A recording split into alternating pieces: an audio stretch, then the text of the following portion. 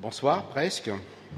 Alors, le titre que j'ai donné à cette intervention qui m'a été demandée par le comité d'organisation, c'est l'homme face à son évolution, et j'ajouterai ou la question de l'hominisation. Alors, qu'est-ce que nous dit la paléoanthropologie d'un point de vue scientifique et de la paléontologie que l'on vient de voir sur la place de l'homme dans l'histoire de la vie? Il est très clair, vous me pardonnerez, je n'ai pas eu le temps de préparer un PowerPoint, mais je préférais être avec les danseurs et les danseuses hier. Et dans le spectacle, à la fin, effectivement, j'évoque ce fait que cela fait très récemment, qu'il reste qu'une seule espèce d'homme sur la Terre. À partir de là, quelle est l'interprétation qu'on peut donner? Pour certains, c'est la preuve, dans une vision complètement erronée et stupide et caricaturale de l'évolution darwinienne, nous sommes les plus forts, donc c'est normal qu'on soit les seuls à avoir survécu. Pour d'autres, cela exprime un processus finalisé qu'on va retrouver, ça a été cité d'ailleurs, chez Teilhard de Chardin, en tout cas dans une certaine interprétation de l'œuvre de Teilhard de Chardin. Et puis pour d'autres, c'est de la chance, coup de peau, on est encore là. Alors en fait, lorsque on s'intéresse à l'évolution, l'homme, n'est ni le but de l'évolution, ni un accident de l'évolution. Nous sommes inscrits dans une histoire. Et cette histoire, elle est celle-ci, telle que le reconstituons. Alors maintenant, comme l'a très bien dit Guillaume hier, moi je vais beaucoup plus passer du côté des valeurs et donc interpeller les philosophes qui nous font l'amitié d'être avec nous pour ce colloque. Il y a un livre célèbre, celui de Jacques Monod, qui s'intitule « Le hasard et la nécessité ». Et je rappelle qu'en effet, avant le triple prix Nobel de Jacques Monod, François Wolf et Lucien Wolf, et Monod, Jacob et Wolf, donc j'ai oublié les prénoms, pardonnez-moi. Il est vrai que la théorie synthétique de l'évolution n'était pas très soutenue dans notre pays et qu'ils ont apporté une large contribution à l'introduction, on avait un gros retard en France, des théories modernes de l'évolution, la théorie synthétique à l'époque. Mais arrêtons-nous sur les termes de hasard et nécessité. Si on ne lit pas le livre de Jacques Monod, on a affaire à deux concepts qui sont évidemment très utilisés et visités en philosophie depuis longtemps, mais qui nous posent énormément de problèmes. Et là, je m'en réfère à Richard Dawkins, l'auteur du Gène égoïste. L'évolution, ce n'est pas que du hasard, c'est-à-dire si on prend ce terme comme l'idée qui peut apparaître n'importe quoi à n'importe quel moment, certainement pas, et l'idée de nécessité qui peut laisser entendre qu'il y a une loi sous-jacente ou des règles sous-jacentes. Alors Jacques Monod ne pense pas cela, soyons très clairs, mais hasard et nécessité, ce sont des termes que je pense extrêmement maladroits, et entre le hasard et la nécessité, il y a en fait quelque chose qui explique ce qu'est l'évolution, ça s'appelle la sélection naturelle. C'est-à-dire que c'est une suite de contraintes et de contingences, et à chaque grande étape telle qu'on les reconstitue de l'histoire de la vie, vous avez des contraintes qui s'installent, et à partir de là va se déployer une autre variabilité, mais qui sera contrainte par le passé. Ce qui fait que la nature contingente de l'évolution, alors vous savez que le terme contingent est très embêtant aussi, parce que dans le langage courant, ce qui est contingent, c'est ce qui n'a pas d'importance. Or, en fait, l'évolution, elle, la sélection naturelle, la sélection sexuelle aussi, mais c'est beaucoup moins contingent, la sélection sexuelle, liée à ces mécanismes, joue sur ces variations. Jacques Arnoux, que nous avons entendu tout à l'heure, aime beaucoup conclure ses interventions par la dernière phrase, d'ailleurs, du livre de Jacques Monod, qui dit ceci: « Nous savons, par les sciences, que l'homme n'est qu'un instant tout à fait improbable, comme toutes les autres espèces d'ailleurs, de l'histoire de la vie, sur une petite planète, elle-même perdue dans l'immensité du ciel. » Et il dit ceci: « À l'homme de choisir entre les royaumes et les ténèbres. » Alors cette phrase appelle bien d'exégèse, mais elle est quand même assez fascinante. Mais pour revenir sur la manière de comprendre l'évolution, et là je m'adresse aussi, je vais citer Michel Serres, dans un livre que nous avons fait ensemble, un petit bouquin très modeste, surtout en ce qui me concerne, mais il dit ceci: « Plutôt que de s'intéresser aux causes, nous ferions mieux de réfléchir aux variations dans le cadre du jeu des contraintes. Donc vous voyez, c'est une approche radicalement différente et qui correspond tout à fait à la manière dont nous comprenons ce couple variation-sélection dans l'évolution. Donc, il est très clair, et Stephen Jay Gould a beaucoup œuvré là-dessus, que l'évolution n'a pas de but, n'a pas de finalité. On sait très bien, si la vie repartait dans les mêmes conditions sur la Terre, nous aurions une autre histoire. Alors, ce qui est très important à comprendre, parce que ça n'a pas été dit, c'est que souvent, les physiciens... Alors, moi, j'ai une formation technicien, physicien, et j'ai rencontré Lucie, donc j'ai mal tourné après, du point de vue des physiciens. Et donc, je connais un petit peu la physique quand même, et souvent, notamment parmi les tenants du dessin intelligent, on trouve donc des ingénieurs, on l'a dit ce matin, des mathématiciens et quelques physiciens. Le problème, c'est qu'ils ne comprennent pas qu'il n'y a pas de loi dans l'évolution. Ce matin, on a eu un débat sur la biodiversité, une table ronde. Je suis obligé de le dire, on risque d'être un petit peu désagréable, mais tout de même, nous étions avec Guillaume Lecointre et Hervé Le Guyadère dans une réunion sur comment enseigner la biodiversité. Et là, il y avait une plaquette du CNRS, qui était partenaire de l'événement, dans laquelle était écrit ceci, sous la plume du directeur du département des sciences de la nature et de la vie. Compte tenu de ce que nous savons des lois de l'évolution, on peut se poser la question de savoir à quoi peut servir une telle biodiversité aujourd'hui. Donc, on a de réels problèmes par rapport à cette compréhension de la biodiversité et de ce qu'est l'évolution. Il n'y a pas de loi de l'évolution. Ce qui est reproduit, ce qu'on appelle les causes proximales dans les sciences de la vie, ou en biologie pour faire simple, ce sont les mécanismes. Dès que vous avez un système qui se reproduit, qui se duplique, au bout d'un moment, c'est malthuséen, mais c'est comme cela, il y a une limitation des ressources, quelles qu'elles soient, et vous avez des problèmes et des phénomènes de sélection qui interviennent. Dès que vous avez affaire à la vie, vous avez la sélection naturelle à un moment ou à un autre. Ce que nous reproduisons dans les laboratoires, ou nos collègues, ce sont les mécanismes. Mais par contre, les résultats ne sont pas forcément reproductibles, mais les mécanismes le sont. Donc nous n'avons pas des lois au sens de la physique. Et il n'y a pas de loi de l'évolution. En physique, c'est toute chose étant égale par ailleurs, les lois se reproduisent, les expériences peuvent être reproduites compte tenu des conditions locales, mais elles sont reproduites dans les mêmes résultats. En ce qui concerne l'évolution, c'est ici et maintenant d'une certaine manière. Donc ça, c'est la dimension historique, bien sûr. Alors, l'hominisation, comme l'a fait Armand de Riclès ce matin, j'ai fait référence à beaucoup de personnes de cette grande maison. Et c'est un monsieur qui était professeur ici, je crois, monsieur Claude Roy, mais Teilhard de Chardin, qui aurait pu être professeur ici, mais pour d'autres raisons, il n'a pas pu l'être. L'hominisation, ça n'a jamais été présenté comme une finalisation. Je vous renvoie à l'excellent article de Jean Pifula sur ce qu'est l'homme et l'animal est ce qui n'est pas l'homme.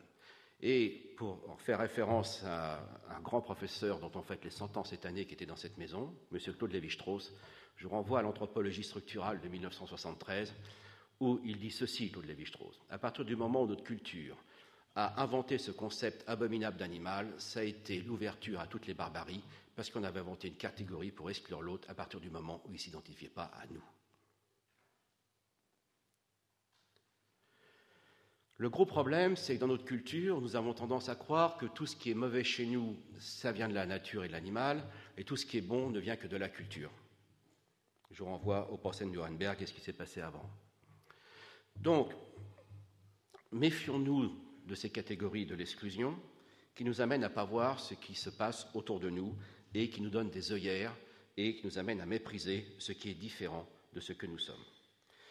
La définition de l'animal est une définition privative, et d'ailleurs, les procès du singe qui vont amener tous les mouvements créationnistes, qui ont été évoqués ce matin par Dominique Lecourt, je rappelle que c'est parti du fait qu'il y avait eu une lecture tout à fait horrifiée d'ailleurs de tout ce qui se passait au début du XXe siècle, et que d'un coup, il avait été dit que toutes les horreurs de la Première Guerre mondiale, en plus de ça, la révolution bolchevique, en plus de ça, les lois sur la laïcité, vous imaginez ça, vu de la Bible Belt, ça a terrifié. Et donc, c'est venu le premier procès du singe, et les lois qui ont été votées et qui ont été déclarées ensuite allant à l'encontre de la Constitution, étaient des lois qui disaient qu'il ne fallait pas enseigner que l'homme descend d'un animal inférieur, puisque ça justifiait toutes les horreurs de la société. Et aujourd'hui, les messages des créationnistes, c'est de dire que tout ce qui va de travers, ça a été rappelé ce matin, c'est à cause de Darwin et de la théorie de l'évolution. Bon, écoutez, moi je ne suis pas historien, mais j'ai l'impression que les guerres de religion, c'était quand même un petit peu avant Darwin. Il faut quand même rappeler les choses. Alors, la question de la morale qu'on a évoquée ce matin, et la question de l'écologie comportementale. Et je l'ai rappelé hier dans une petite intervention à la Cité des sciences et de l'industrie. Je rappelle que la France, grand pays industriel et scientifique, est un des rares pays qui se paye l'arrogance d'avoir l'exception de ne pas avoir d'école d'éthologie, notamment des grands singes. Et je ne pense pas qu'on a raison sur cette affaire-là. Nous sommes confrontés à un postulat hérité d'une certaine conception philosophique de Descartes, qui a été radicalisée, elle aussi d'ailleurs, comme a été radicalisée l'hominisation de tous ces concepts. Très clairement, l'écologie comportementale, et notamment tous les travaux de mes amis éthologues, et je pense notamment à Franz de Waal et bien d'autres, Christophe Beuch, etc., ont très clairement démontré qu'il y avait chez les chimpanzés des cultures, qu'il y avait des notions de bien et de mal, qu'il y avait des notions de conscience de soi, de l'autre et du groupe, des notions d'empathie et de sympathie, de représentation sociale extrêmement complexe, de capacité à monter des stratégies politiques, et je pèse mes mots, relativement complexes. Alors, je vous renvoie à un bouquin qui vient de sortir avec mes amis philosophes du Collège international de philosophie sur les figures de l'animalité en politique. J'ai pris la définition d'Aristote, l'homme est un animal politique, et tous les critères tombent, les chimpanzés font de la politique. Est-ce que c'est une réfutation de la philosophie? Ce n'est pas mon propos, mais il est très clair que les chimpanzés respectent cette définition. Et je le rappelle, on ne l'a pas fait pour embêter le dualisme occidental. Le problème auquel nous avons affaire, c'est qu'en effet, si nous constatons, et c'est le cas d'un point de vue scientifique, qu'il y a des notions de bien et de mal chez les chimpanzés, et peut-être d'autres espèces qui ont une longue vie, une longue ontogénèse, un gros cerveau, il n'y a pas que celle-ci. En tout cas, c'est avéré pour les chimpanzés et aussi pour les orang-outans. Ça repose la question de notre liberté et de la responsabilité. Évidemment. Et donc, ça me renvoie à un autre philosophe qui s'appelle Thomas Humes, et c'est évoqué par Pierre-Henri Gouillon. Ce n'est pas parce qu'un comportement que l'on retrouve chez l'homme existe dans la nature ou n'existe pas dans la nature qu'il est forcément bon ou mauvais. Soyons très clairs. Ne confondons pas les registres du domaine scientifique et de la question sur les valeurs. C'est comme la question sur les races évoquée par Guillaume Lecointrière. Et dans l'atelier avec Evelyne Ayer, il est très clair que les avancées de la génétique vont nous amener à décrire à nouveau ce qu'on avait appelé les races et qu'on avait arrêté d'évoquer comme cela, les races humaines, après le procès de Nuremberg, et notamment le fameux discours de Claude Lévi-Strauss en 1964 à l'UNESCO. Pour autant, même si on découvre, et c'est en train de sortir ces résultats, enfin je ne fais que reprendre les propos d'Evelyne hier, eh bien, est-ce que ça justifie le racisme à nouveau? Non, le discours des valeurs n'est pas lié à ces découvertes, bien évidemment. Le tout, c'est de construire une éthique de la différence, ce qui est un autre problème. Mais je vais vous rassurer, si vous voulez. Mais je vois des philosophes qui craquent. J'ai une grande amie qui s'appelle Elisabeth de Fontenay, mais elle a fini par craquer. Dans son dernier livre, qui s'appelle « Sans offenser le genre humain », qui est une attaque quand même non nominative, mais qui me concerne directement, sans faire ma parano, je vous rassure, pendant longtemps, je voyais, elle faisait des remarques, elle est très ennuyée, parce que la philosophie occidentale, en partie, pas toute la philosophie, sur les philosophies, bien évidemment, ce n'est pas une philosophie, eh bien, est vraiment confrontée à cette question de l'animal qui lui pose énormément de difficultés d'un point de vue de la métaphysique. Et donc, aujourd'hui, face à l'avancée des connaissances sur les théories de l'évolution, l'écologie comportementale, de l'éthologie comparée, bien sûr, eh bien, il y a deux attitudes qui se présentent, où la réflexion sur l'homme et sa dignité s'ouvre aux données scientifiques, ou alors elle se referme sur une métaphysique. Et c'est là que ça me rappelle un petit dialogue entre deux amis, Edgar Morin et Boris Cyrulnik, sur la nature humaine, un tout petit livre, remarquable d'ailleurs, où ils distinguent la notion de doctrine et de théorie. On a parlé beaucoup de théorie ce matin. Une doctrine, c'est quand on commence à ne plus pouvoir accepter les avancées des connaissances dans d'autres domaines et qu'on se réfugie dans une argumentation qui consiste à dire « mais un tel a écrit que ». Si vous allez très loin, ça fait du littéralisme. Encore une étape, ça s'appelle du créationnisme. C'est exactement le même processus. La psychanalyse aujourd'hui, notamment en France, qui n'arrive pas à accepter les avancées de neurosciences, se trouve dans une situation tout à fait comparable à celle des créationnistes américains avec leurs textes. Alors que Freud était beaucoup plus ouvert, bien évidemment. Donc, nous sommes tous confrontés à cela. Alors, pour vous dire une chose, si on regarde ce qui se passe sur les chimpanzés, et pour revenir à l'intervention de Pierre-Henri Gouillon, est-ce que nous sommes condamnés par l'héritage commun que nous partageons avec les chimpanzés à la violence ou à la morale? Nous avons quasiment aucune différence génétique avec les chimpanzés et les bonobos. 23 000 exons, c'était dit ce matin, mais c'est plus complexe. Ce qui est troublant, c'est qu'en effet, chez les chimpanzés et les hommes, exception par rapport aux autres espèces de singes et de mammifères d'ailleurs, nous vivons dans des groupes sociaux multimâles, multifemelles, avec des mâles apparentés, et les femelles migrent à l'adolescence.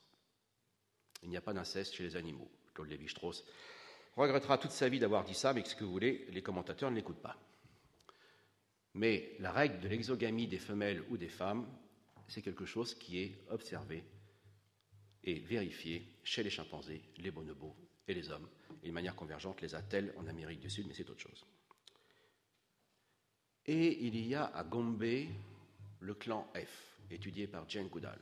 Ces femelles sont dominantes, et elles sont dans un clan dominant avec des mâles dominants. Est-ce qu'on va dire que c'est génétique? Je renvoie à ce qu'a dit Pierre-Henri Gouillon, il y a les deux. Je ne sais pas si la gène de la dominance, c'est ridicule, bien évidemment. Mais la chose étant, dans ce clan F, les femelles ne migrent pas, mesdames et messieurs, parce qu'elles ont le pouvoir, donc elles ne partent pas. Elles ont fait ce choix. Et ça a une conséquence, c'est qu'elles régissent les problèmes de l'inceste. Donc, si vous regardez chez les bonobos, qui sont très appréciés par beaucoup de mouvements féministes, gays et lesbiens, au lieu de se disputer, on copule dans tous les coins. Bon, moi je préfère l'érotisme des orang-outans, mais enfin c'est pas grave. La chose étant, d'un seul coup, c'est vu comme une société un petit peu rousseauiste et naïve. Bon, je peux vous dire que chez les bonobos, c'est idéalisé. J'ai eu la moitié de la main emportée par une femelle bonobo. Bon, j'ai pas répondu à ses avances, mais enfin bon. J'ai quand même terminé aux urgences. Alors, donc voilà. Et je rappelle qu'il aurait tout à fait été possible que nous ne découvrions pas que ces chimpanzés ont tous ces comportements qu'ils partagent avec nous. Il se trouve que c'est le cas. Et ce programme passif, comme le disait des avancées des connaissances Guillaume hier, n'est pas dirigé contre la philosophie ou une certaine tradition philosophique, métaphysique, bien évidemment. Alors ce matin, on questionnait de l'importance ou de l'intérêt d'enseigner l'évolution par rapport aux enjeux actuels et d'avenir. Mais moi, je vais vous prendre le schéma inverse. Comment un mauvais enseignement de l'évolution entretient des archaïsmes absolument inacceptables dans nos sociétés dites modernes. Et là, tout de suite, c'est pas pour me défausser, mon ami Yves Coppens, à qui je dois le privilège et l'honneur d'être dans cette maison, et les autres professeurs évidemment, il n'a rien contrôlé sur l'Odyssée de l'espèce, même si Yves Coppens n'est pas très darwinien. Pour m'embêter, il me dit Darwin. Mais l'Odyssée de l'espèce a complètement déliré, parce qu'il n'a pas pu contrôler les choses. Or, voici exactement ce qu'il ne faut pas faire. L'Odyssée de l'espèce, c'est un ramassis de mythes de l'exclusion basés sur la domination de l'homme occidental blanc. Alors, je vous donne un seul exemple. Un jour, un ami me dit « Écoute, c'est très embêtant, les femmes ne viennent pas dans les métiers de l'industrie et des techniques. » Or, on sait que les jeunes femmes, je vous renvoie à un document du Monde qui était publié il y a 15 jours, les filles et les jeunes femmes réussissent aussi bien dans les disciplines scientifiques que les garçons, même mieux. D'ailleurs, c'est amusant, quand les filles deviennent meilleures, Télérama à titre, il faut sauver les garçons, parce qu'avant c'était dans l'ordre du cosmos. Bah oui, on en a plein dans les mythes là, de la domination masculine. Et là, je vous rappelle Pierre Bourdieu, qui était aussi dans cette maison. Et de ce fait, je lui dis, tiens, je veux bien venir. Il y avait 10 000, 12 000 femmes des métiers de l'industrie, c'est quand même sympathique. Il me dit, je te vois venir. Non, attends. J'ai dit, tu vas voir. Donc j'arrive dans cette réunion, c'était à Bercy, et la journaliste de TF1 qui m'interpelle, elle me dit, voilà, monsieur Pic, l'homme c'est l'outil, vous avez compris la parabole de l'homme c'est l'industrie, vous les mettez la technique. Hein, je rappelle que la question de la technique et l'animal est au cœur de la philosophie occidentale, évidemment. Et là, je dis, oui, absolument, ce sont les hommes, les mâles qui ont tout inventé, on aurait pu évoluer plus vite, mais il a fallu se traîner les femmes. Bon, on dirait, je fais tout pour me faire lapider après la femelle bonobo. Bon, mais très clairement, qu'est-ce que vous voyez dans l'Odyssée de l'espèce? Qui se met debout, c'est un mâle. Qui invente l'outil? Un mâle. Le feu? Un mâle. L'agriculture? Là, même un mâle. D'habitude, on le laisse aux femmes parce que nous, c'est la chasse. Mais là, bon, il y avait Ségolène qui était candidate, on a pris nos précautions. Donc, l'art, c'est un mâle, etc. Alors, attendez. Je ne dis pas que ce sont des femmes qui ont Palasco. Mais on ne sait pas si ce sont des hommes, tout simplement. Or, qu'est-ce qu'on est en train de faire là, mesdames et messieurs, qu'on véhicule ce genre de schéma, soi-disant en science? Nous véhiculons de l'idéologie intégrée, qui font qu'au bout de 15 ans de scolarité, les jeunes filles et les jeunes femmes et les femmes, à travers la philosophie, la théologie et ma discipline, mal enseignée, ont intégré ce schéma comme quoi la technologie n'est pas pour elles. Donc, elles vont très bien dans les métiers, vous savez, de médecine. D'ailleurs, le niveau n'a pas baissé, je peux vous dire, dans les concours de médecine ou de veto, ou de pharmaco, ou même de commerce. Mais voilà une des raisons comme quoi un mauvais enseignement de l'évolution comporte son message idéologique sous-jacent et reproduit des schémas archaïques. En ce qui concerne toujours Claude Lévi-Strauss, qui a tellement regretté d'avoir écrit certaines choses sur l'animal parce qu'il ne le connaissait pas, mais c'était aussi un grand scientifique. Personne n'a vu ce texte qu'il a édité, que j'ai ici, qui est absolument magnifique, lors de la remise du prix de la principauté de Catalogne, c'était le 13 mai 2005 à l'Académie française. Et Claude Lévi-Strauss, pas dans ce texte, mais auparavant, écrit ceci: « La pensée occidentale bornée est devenue une enceinte bâtie sur les fondations de la pensée grecque et de Rome, une civilisation bien tardive dans l'histoire de l'humanité, qui a fait des cultures primitives, entre guillemets, leur paillasson. » Or, aujourd'hui, je le rappelle, la diversité des langues et des cultures est moins un fait de culture que d'évolution. C'est une histoire naturelle, comme le rappelle Claude Lévi-Strauss. La dispersion et la diaspora des populations d'Homo sapiens depuis 50 000 ans, et que l'on retrouve d'ailleurs grâce aux travaux qui associent les relations de parenté entre les populations des gènes et des langues, par Cavalli Sforza, permettent de retrouver cela. Et Claude Lévi-Strauss, déjà dans l'anthropologie structurale, en 1973, qu'il reprend dans ce magnifique texte, il définit 3 humanismes. Le premier, au XVIe siècle, lorsqu'on s'inscrit dans la tradition de Rome et d'Athènes, enfin de la Grèce, où là, effectivement, aucune civilisation ne peut se comprendre, évidemment, sans pouvoir se comparer à une autre civilisation. C'est ça le message important. Le deuxième grand humanisme, ce sera celui du XVIIIe, XIXe siècle, avec la découverte des autres grandes civilisations que l'on apprécie par leur production. Et puis le troisième humanisme commence au moment où il est en train de s'éteindre d'une certaine manière, c'est celui de l'ethnologie et les découvertes des autres peuples. Et la pensée sauvage, ce n'est pas la pensée des sauvages. La pensée sauvage, c'est ce qui nous habite tous, même nous les scientifiques et les philosophes, et ça a été dit plusieurs fois, nous sommes tous habités par des parts de métaphysique, d'irrationalité, parce qu'effectivement, comment pouvons-nous bâtir une morale, une éthique, une société que sur les sciences dures? Et l'histoire récente nous a montré que les sciences dures ne le permettent pas, mais elles y participent, bien évidemment. Aujourd'hui, donc évidemment, c'est ça que je voudrais dire, et c'est toute la qualité de ce colloque dont nous nous félicitons tous. Pardon. Ça va mieux. Félicitons tous, pardonnez-moi. C'est justement, plutôt que d'opposer l'évolution et ces concepts évoqués par les uns et les autres, et les unes et les autres, et les philosophes, nous sommes ensemble pour entretenir des systèmes ouverts et non pas des doctrines, à mon sens. Système ouvert, c'est-à-dire de tenir compte sans, évidemment, importer des concepts sans aucune précaution épistémologique, et ça j'envoie à Guillaume Lecointe, mais de discuter, parce que dans l'évolution, vous savez, mesdames et messieurs, il n'y a pas de loi, mais en tout cas une règle empirique qui est respectée. Dès qu'un système écologique s'isole, c'est l'avant-dernière étape avant l'extinction. Et il en est de même pour les systèmes de pensée. Alors, ce n'est pas une leçon du paléanthropologue vers les évolutionnistes, je termine, parce que nous aussi, on a besoin des philosophes, et tout à l'heure, Pierre-Henri Gouillon a parlé des généticiens et de l'eugénisme, quelqu'un dont personne ne soupçonne l'humanisme, c'est-à-dire Jean Rostand, pardonnez-moi, était eugéniste. Il pensait vraiment améliorer la race humaine ou l'espèce humaine. Et très clairement, nous avons besoin aussi des philosophes pour nous montrer parfois que nous sommes capables d'avoir des raisonnements erronés dans notre domaine. Alors les philosophes nous servent aussi beaucoup parce que, par rapport à la discussion de ce matin, une éthique du futur, ce n'est pas les scientifiques qui en ont beaucoup parlé. On doit remercier Hans Jonas, notamment, et l'école de Francfort. Je fais référence aussi à Christian Godin, qui a fait une réflexion philosophique sur l'avenir démographique de l'humanité, absolument remarquable. Et je vous citerai un philosophe qui vient de sortir un livre qui est traduit en français, de Daniel Inari, qui dit ceci. « Les sociétés, notamment modernes et occidentales, n'entretiennent pas de bonnes relations avec le futur. Les pires ennemis du futur sont ceux qui s'efforcent de neutraliser leur caractère ouvert et imprévisible. » Et je vous renvoie à ce qu'a dit M. Dufumier ce matin et Jacques et M. Weber tout à l'heure. Donc, aujourd'hui, soyons très clairs, que peut dire l'évolutionniste? Et par rapport à l'enseignement, là je fais cette remarque très rapide. Nous avons aujourd'hui, me semble-t-il, une difficulté dans l'enseignement parce que dans la séparation entre nature et culture, on a oublié l'individu. On a oublié que l'individu, c'est une construction à la fois sociale et évidemment biologique, comme l'a rappelé Pierre-Henri Gouillon.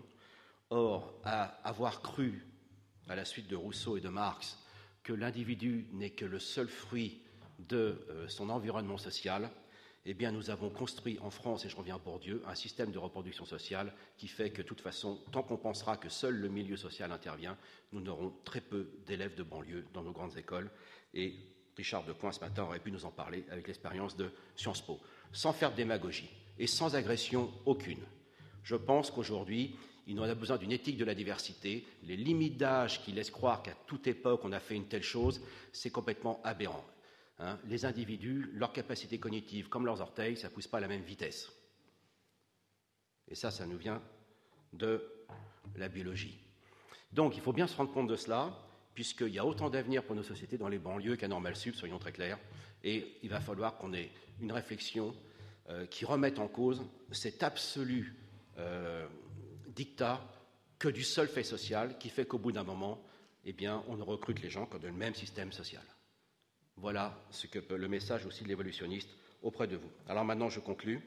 Soyons très clairs. Voilà ce qu'est l'hominisation. Je vous renvoie à un autre philosophe qui est Clément Rosset, qui a écrit un magnifique livre qui s'appelle « La lettre aux chimpanzés », publié en 1965, avec un magnifique texte de Teilhard de Chardin, et dans lequel il dit, Teilhard de Chardin, plutôt qu'une philosophie fermée et finalisée comme ça a été interprété, il aurait accepté les chimpanzés dans la communauté des hommes, et c'est exactement ce qu'avait fait Jean-Jacques Rousseau, comme le rappelle Claude Lévi-Strauss dans l'anthropologie structurale, une fois de plus. Donc, c'est pas, pardon d'avoir joué le singe savant devant mes amis philosophes, voici non pas ma lettre aux chimpanzés, mais mon allocution à Homo sapiens.